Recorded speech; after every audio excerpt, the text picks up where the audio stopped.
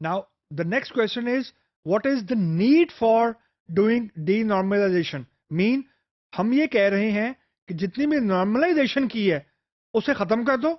जितनी भी नॉर्मलाइजेशन के अंदर हमने रूल्स किए हैं वो बिल्कुल सही रूल नहीं है.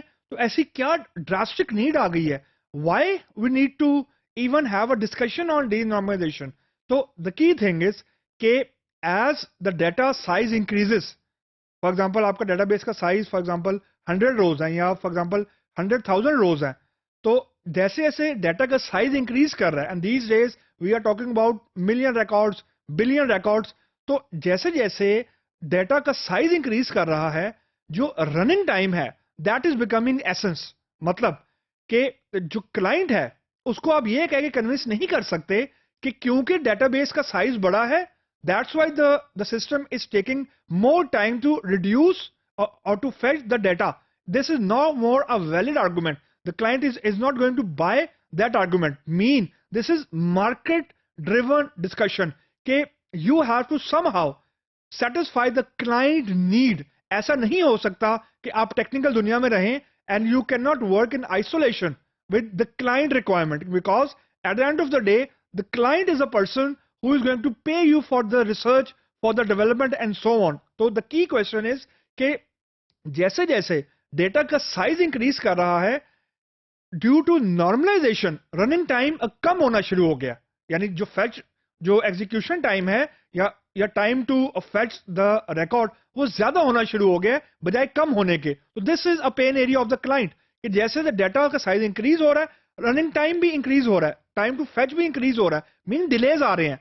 यानी क्लाइंट को ज्यादा वेट करना पड़ता है जब डेटा का साइज ज्यादा हो जाता है. And that's technically a valid argument कि जितना डेटा का साइज ज्यादा होगा उतना ही आपको सोफिस्टिकेटेड या उतनी ही सोफिस्टिकेटेड आपको स्टोरेज का मैकेनिज्म चाहिए होगा. लेकिन जो क्लाइंट है उसकी नीड आप क्लाइंट को यह कह के कन्विंस नहीं कर सकते कि क्योंकि डेटा का साइज ज्यादा है उसके लिए हमें ज्यादा अच्छा स्ट्रक्चर चाहिए, that's why you should wait more. ये वैलिड आर्गुमेंट नहीं है.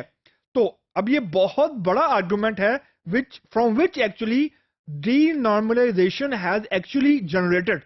This is the key need for the denormalization. That's point number one. Point number two, कि basically denormalization को हम लोग कहते हैं it's a trade-off between structure and running time.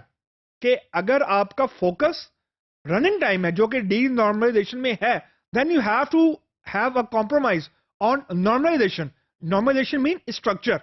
Structure mean कि हम अगर ये क्लेम कर रहे हैं कि हमारा स्ट्रक्चर इतना अच्छा है, डेटाबेस का जो डिजाइन है वो इतना अच्छा है कि वो ये अनेबल कर रहा है रिडंडेंसी को कम करना, तो अब इट्स अ ट्रेड ऑफ कि अगर आपने रनिंग टाइम यानी जो डिलेज हैं वो कम करने हैं, then you have to compromise on the design aspect. तो basically it's a war between two different words, two different concepts, structure versus running time. कि running time अगर हमने कम करना है तो स्ट्रक्चर को हमें उतना ही उस पर कॉम्प्रोमाइज करना पड़ेगा, उस पर ट्रेड ऑफ करना पड़ेगा. अगर हम स्ट्रक्चर को स्टेबल रखेंगे तो there is a big chance कि जो रनिंग टाइम है वो ज्यादा होगा. तो जो रनिंग टाइम है वो ऑब्वियसली क्लाइंट की तरफ से आ रहा है, वो क्लाइंट की पेन है, वो क्लाइंट की नीड है. जो डिजाइन के इश्यूज हैं वो क्लाइंट की नीड नहीं है, वो आपकी टेक्निकल और टीम की नीड है. तो at time you have to strike a balance कि इतना डीनॉर्मलाइज ना कर दें कि बिल्कुल आपका डीबी कोलैप्स हो जाए या you are inviting the devil, और इतना भी नॉर्मलाइज ना कर दें कि क्या आपके डिलेज इतने ज्यादा आ जाए कि क्लाइंट आपका भाग जाए और वो कहे कि मैं इंटरेस्टेड नहीं हूं ये सिस्टम बाय करने में, I will go to some other user, I will go to some other company. So that and this will result in the losing of the finances, losing of the client. कोई भी company जो है वो client loose करना afford नहीं कर सकती. Reason, client is a guy who is giving you the money to run the company. Basically, blood of a company is a client. So you have to listen to the client need. And that's why we are having discussion on denormalization.